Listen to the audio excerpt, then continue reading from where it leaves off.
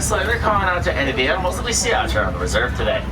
If you look up above your head, you'll see an animal spotting guide. We won't see all of these animals, but we do usually have pretty good luck getting to see quite a few. We are holding just briefly, waiting permission from the warden to enter the reserve, but then we'll be off on our 2-week-long expedition. You see all those animals in the show?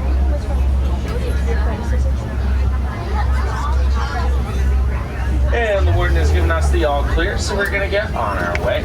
We're going to start things off heading into the Little Aturi Forest, which is home to shire creatures that like to stay more concealed back behind the rock. But I bet I'll be able to find some for us.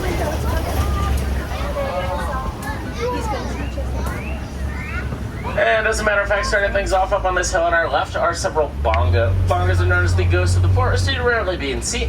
And both male and female bongo have those long curvy horns that sometimes overlap.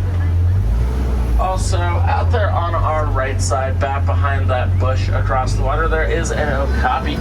Many people believe the okapi to be a relative of the zebra due to the striping on their legs and hindquarters, but they're actually the closest relative of the giraffe, which if we get a look, we can tell based on their head shape. They have a very similar skull structure. Okapis have long, prehensile tongues that they use to grip the leaves off of the bushes they eat so many of, and those tongues are actually long enough that they can use them to lick their own eyes. Okapis are first discovered by Westerners in 1901, which is the same year that Walt Disney was born. Straight out there across the water on our front left, we also have a black rhinoceros, the smaller of the rhino species. They typically weigh around 3,000 pounds. They're more solitary than the white rhinoceros, typically not living in herds, which is why we're only seeing one.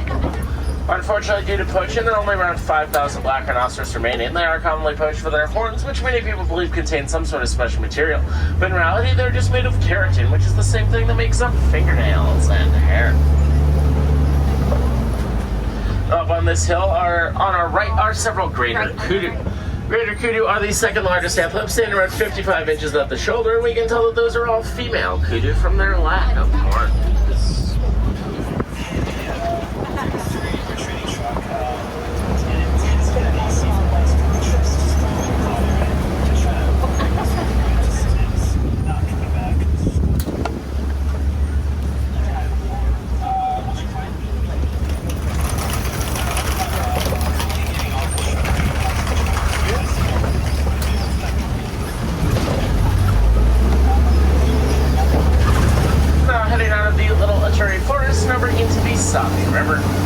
The river is home to aquatic animals such as the Nile crocodile and Nile hippopotamus. The Nile hippopotamus are nocturnal. We do usually have pretty decent luck getting to see some that are up and active even during the day.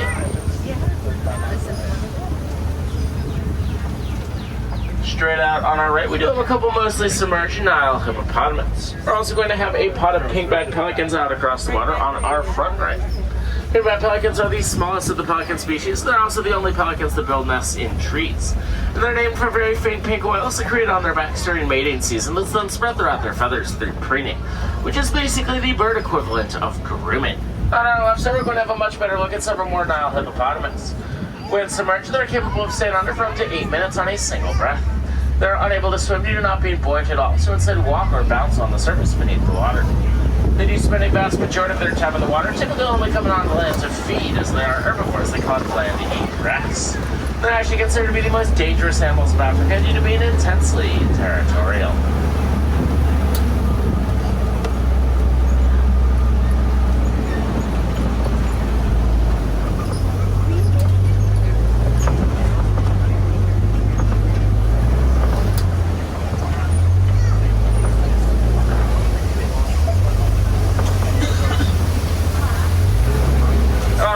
We also have several Nile crocodile. Nile crocodile are capable of eating up to half their body weight in one meal. They usually only eat about once a week, however they are known to be able to go several months in between meals when food is scarce. They may look as though they're sleeping, but I assure they are not. They are ambush predators, so they are simply awaiting their next meal.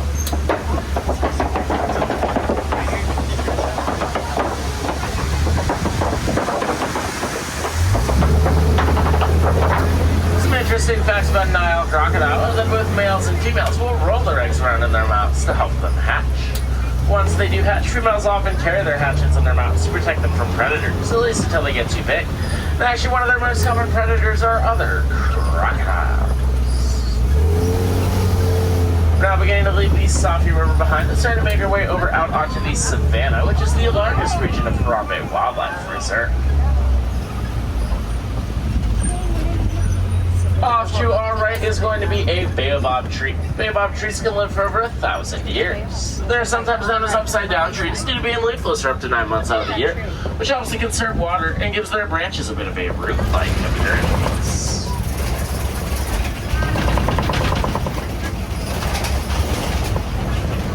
The savannah is home to some of the most iconic African animals that we have here on the reserve, such as the Hartmann's mountain zebra, the Maasai giraffe, and maybe even some African elephants, just to name a few. So we'll have to keep our eyes peeled.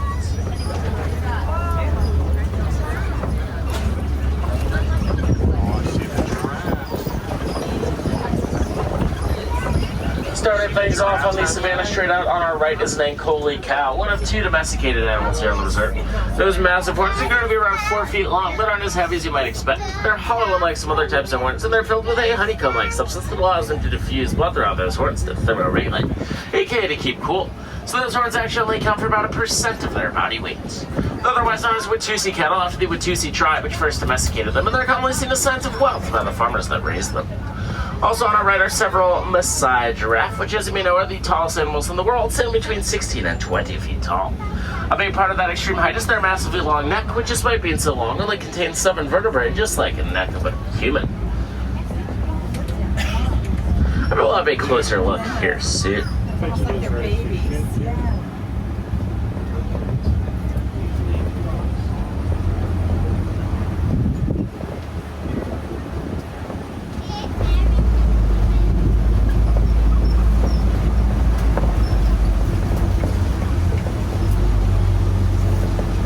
Now straight out on our left we have several African painted dogs lined up. Painted dogs typically live in packs of 5 to 15, and each individual of the pack is known to personally greet every other individual every morning. They're considered to be the most successful hunters of Africa, with a roughly 80% success rate. People often confuse them with hyenas, but hyenas are actually more closely related to cats than dogs.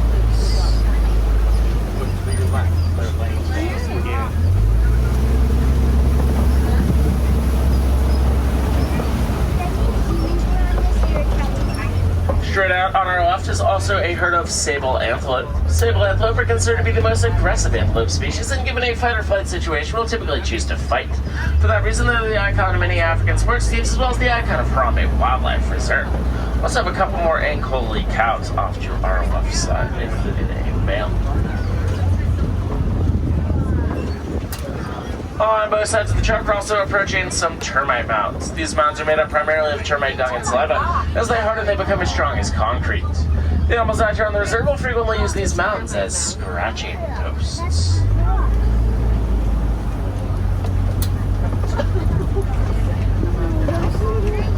On our right, we're going to be getting a slightly closer look at those Maasai giraffe. We can tell that these are Maasai giraffe from their spots. Their spots are more spread out, less well-defined than other giraffe species. Another key characteristic of giraffes are their ossicones, those bony prominences on top of their heads. Both males and females have ossicones, and while they resemble horns, they're technically not, being covered with skin and fur. On our left, we also have a Hartmann's mountain zebra. People often wonder whether zebra are black with white stripes or white with black stripes, but if you were to just shave a zebra, you would find that those stripes actually go all the way down to their skin. So the answer is actually neither. The stripes act as a form of camouflage, not with their environment, but more so with each other. As a herd of preamble, the stripes allow them to blend into one another, which makes it hard for predators to distinguish where one zebra ends and the next zebra starts.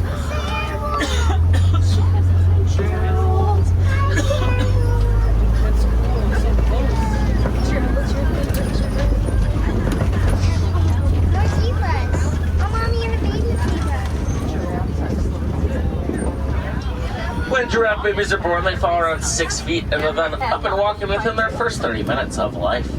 Just like their cousins, the okapi giraffes have long prehensile tongues that they use to grip leaves, but their tongues are actually purple, which help protect against sunburn when they're on the mountain about high up for so many hours of the day.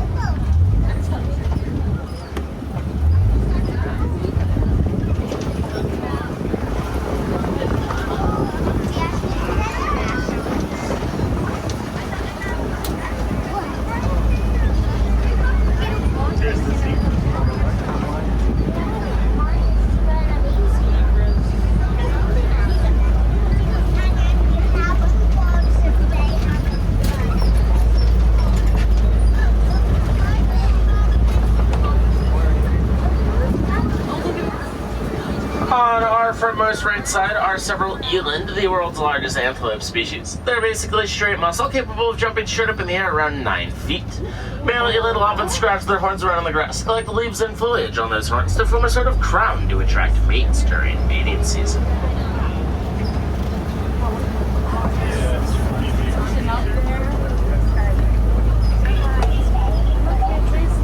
So we might also get a look at that purple tongue off to our left side.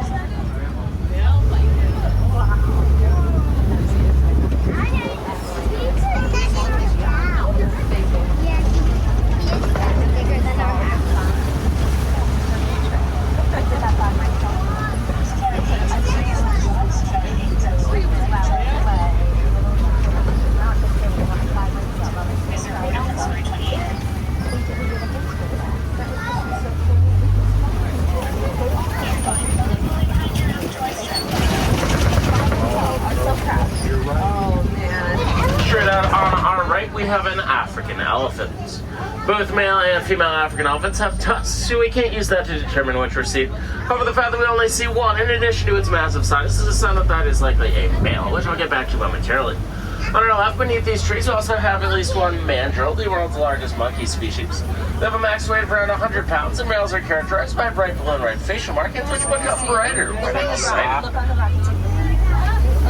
As I was saying regarding that African elephant, the fact that we only saw one, in addition to its large size, is a sign that that was likely a male.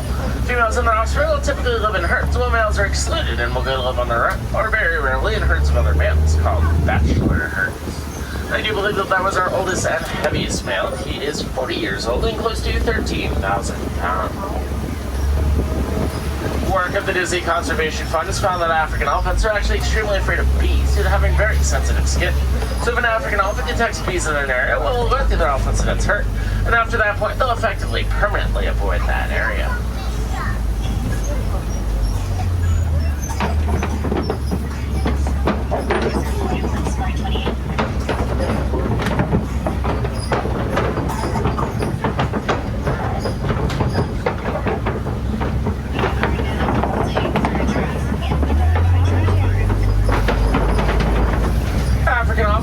Decimate the crops of farmers, either by eating them or just straight up trampling them, which can obviously cause rifts between elephants and farmers.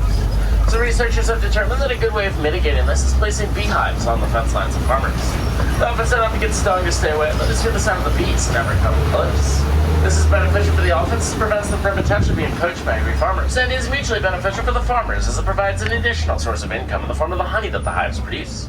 Now straight out there on our front left side, we are going to have several more African elephants. Once again, the fact that we can see a multitude of them is a sign that those are likely females living in a herd with their offspring. I'll try to get us a closer look. You may see them periodically flap their ears around. They do that as a means of thermoregulation. They do have hundreds of blood vessels in those ears, so by flapping them around, they can actually reduce their internal body temperature by as much as 15 degrees.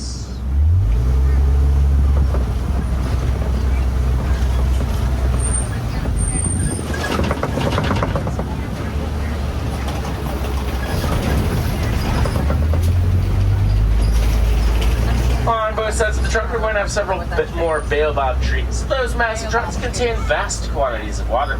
For that reason, they're also known as trees of life, just like the icon of Disney's Animal Kingdom.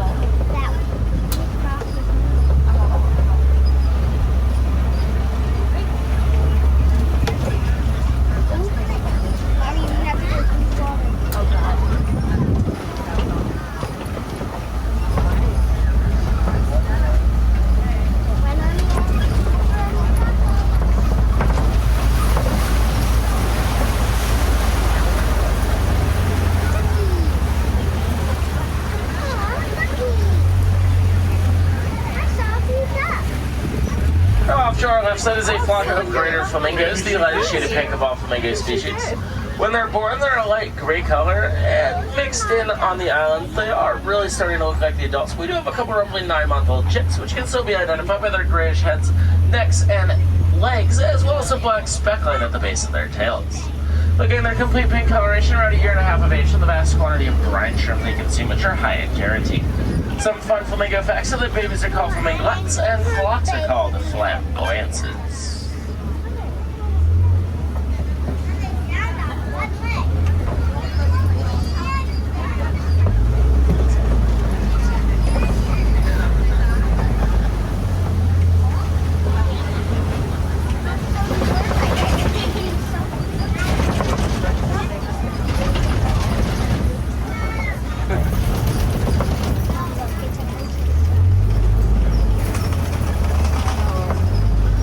Coming up straight out on our front left side is a divot in the mud called a wallow. White rhinoceros enjoy rolling in these wallows to coat themselves with mud, primarily as a means of staying cool, but that mud also works as a form of sunscreen. So seeing these wallows is a sign that we may have some white rhinoceros nearby.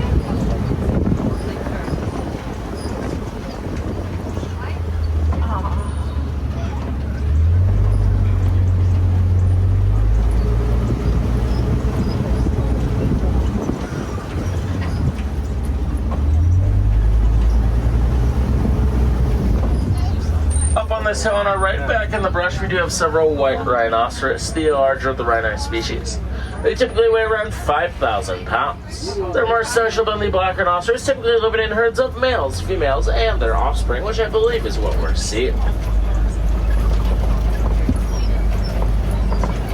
Now pacing around beneath the shade of the trees on our left is at least one cheetah.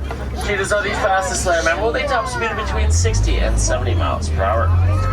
They use their lengthy tails as a sort of rudder to quickly change direction while pursuing prey at those very high speeds. They're also one of the only cats that hunts during the day instead of at night.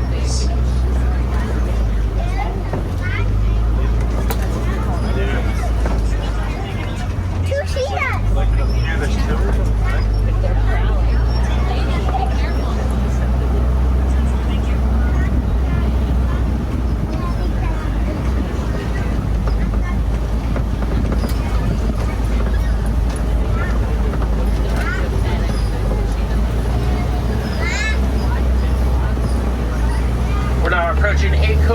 Formation, which was the inspiration for Pride Rock in the 1994 film The Lion King. So there is a possibility as we come around this curve, we may have some lions somewhere up there on those copies, and as you'll see, we do actually have a male sleeping up there. Lions are inactive for up to 20 hours out of the day. That doesn't necessarily mean sleeping, they may just be lounging around or watching over their territory. Although quite often it does mean sleeping, as you can see. A male's mate can weigh as much as 40 pounds. Despite that regal and powerful appearance, it is the females or lionesses that will do the hunting for the lions. They go out at night to hunt while the males stay back and keep watch over the territory. Also have a much better look at that herd of white rhinoceros on our right side, including a juvenile. Looks like we also have some lionesses sleeping up there on those coats.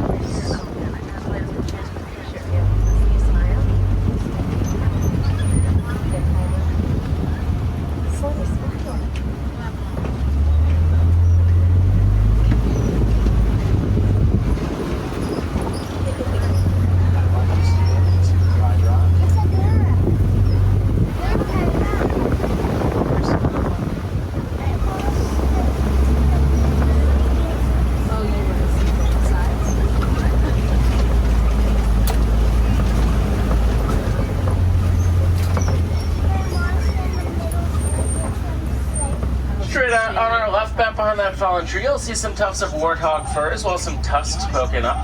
Warthogs have some of the best camouflage of any of the animals here on the reserve. They're also remarkable burrow builders, and you'll see they do have some massive burrows covering to the sides of those hills.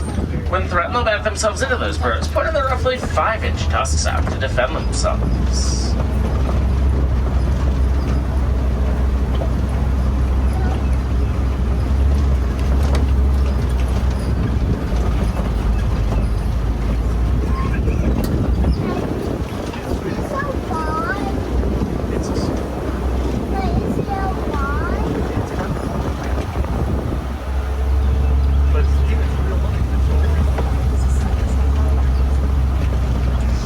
I'm not seeing any ostriches, however, straight out there on our right side is an ostrich nest.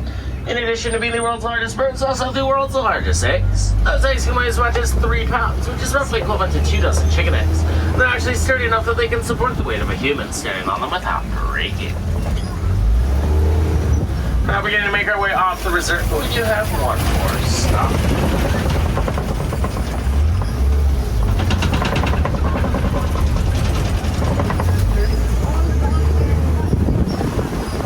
We're approaching the Warden's outpost, where has been raising some domesticated Nigerian dwarf goats.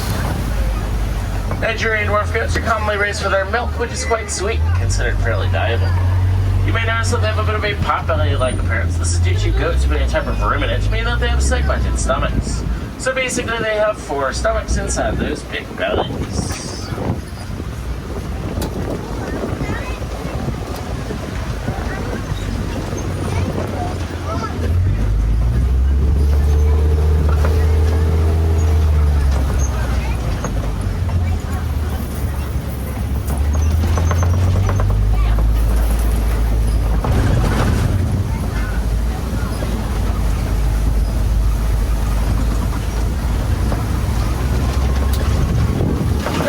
begin to make our way off the reserve and back into the village of Brombe. I hope you've had a chance to see some amazing animals today.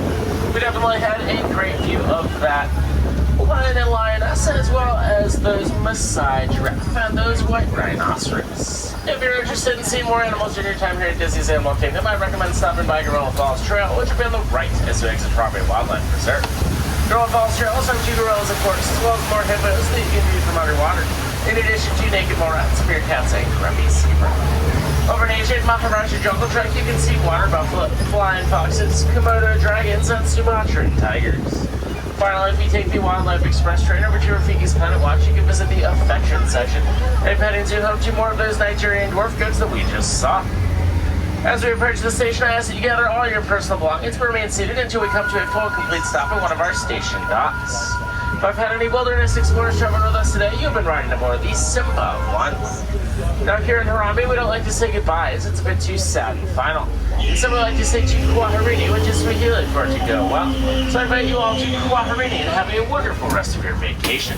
Please watch your hands, arms, feet, legs. The doors are out and I'll be sliding open. Asante Sana, thank you for joining me and have a wild rest of your day here at Disney's Animal Kingdom. Thank you. You're welcome.